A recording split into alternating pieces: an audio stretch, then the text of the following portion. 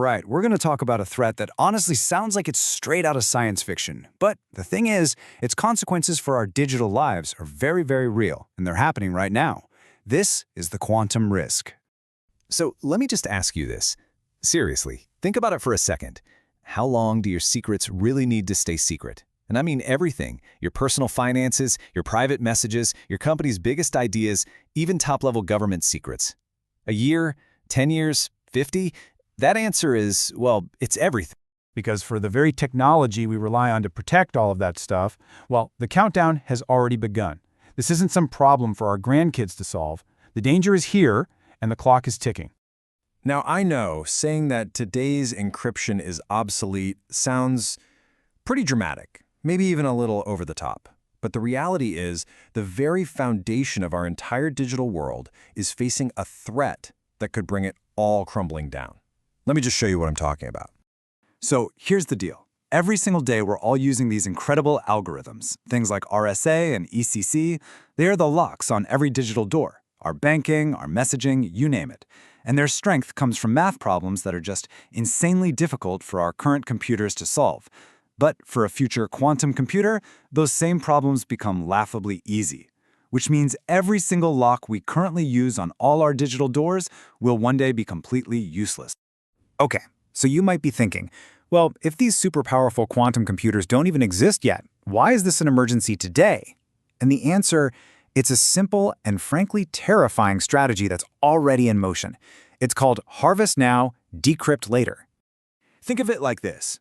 A thief steals a super high-tech vault. They can't open it today, but they know for a fact that in, say, 5 or 10 years, a master key is going to be invented that can open this exact type of vault. So what do? They don't waste time trying to crack it now. They just drag it back to a warehouse and they wait. That is exactly what is happening with our data at this very moment. So let's just walk through how this plays out. Right now, today, adversaries are grabbing and storing just massive, unbelievable amounts of encrypted data. It's cheap to store, and to them, it's all just digital noise for now. They're just hoarding it, waiting for what a lot of people are calling Q-Day, the day a quantum computer powerful enough to break our current encryption comes online. And on that day, every single piece of data they've collected becomes an open book. Okay, I know that sounds pretty bleak, but here's the good news. This is not an unsolvable problem. In fact, some of the smartest cryptographers in the world have been working on this for years, basically building a kind of quantum-proof shield. So let's talk about the way forward. The first thing we all need to get our heads around is that we can't just release a software update and fix this. It's not a bug.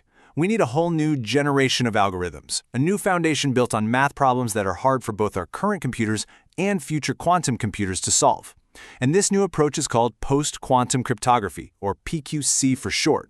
So how in the world do we roll this out safely without breaking the entire internet? Well, we use what's known as a hybrid approach. Go back to that vault analogy. Imagine the new vault now has 2 locks on it. The first is a classic trusted lock that we know works against today's threats. The second lock is a brand new PQC lock built to stop quantum attacks. To open the vault, you need both keys. This gives us the best of both worlds, protection for today and protection for tomorrow. And listen, this isn't just theory anymore. This is happening. The U.S. National Institute of Standards and Technology, NIST, ran this massive multi-year competition to find and standardize the best PQC algorithms. And we're already seeing the winners emerge, like CRYSTALS-Kyber, which helps set up secure connections, and CRYSTALS-Dilithium for things like digital signatures. The tools are actually here. So it's one thing to know the solution exists. It's a whole other ballgame to actually implement it. For any big organization, this is a huge, huge project. But you know the saying, preparation beats panic, and that is why it is so critical to start right now. So here are the 4 big steps. First up, you have to do an inventory. I mean, you can't protect what you don't even know you have, right? Second, you have to prioritize. Start with the data that needs to stay secret the longest. Then, you've got to test. These new PQC algorithms are different. They might have bigger keys or act a bit slower, and you need to know how that impacts your systems. And finally, maybe the most important step, train your people now. Get them ready before a crisis hits and forces everyone to make rushed, risky choices. As we wrap this up, I want to leave you with one final and pretty stark truth that really hammers home why this is all so urgent. Just let that sink in for a second. When the old locks finally break, there's no magic software fix you can push out. It'll just be too late. The only data, the only systems that will still be safe are the ones that were redesigned for this transition ahead of time. And really, that's the bottom line. Treating PQC like some simple upgrade you can schedule for a few years down the road, that is a massive, critical mistake. This is a fundamental, strategic decision about how we build secure systems, and it's a decision that has to be made today if we want to protect the secrets of tomorrow. So we're right back where we started. The question isn't if your organization will have to make this transition. The only question is when. And when you remember that your most sensitive data might already be sitting in a warehouse somewhere, waiting for Q-Day, you really have to ask yourself, are you already too late?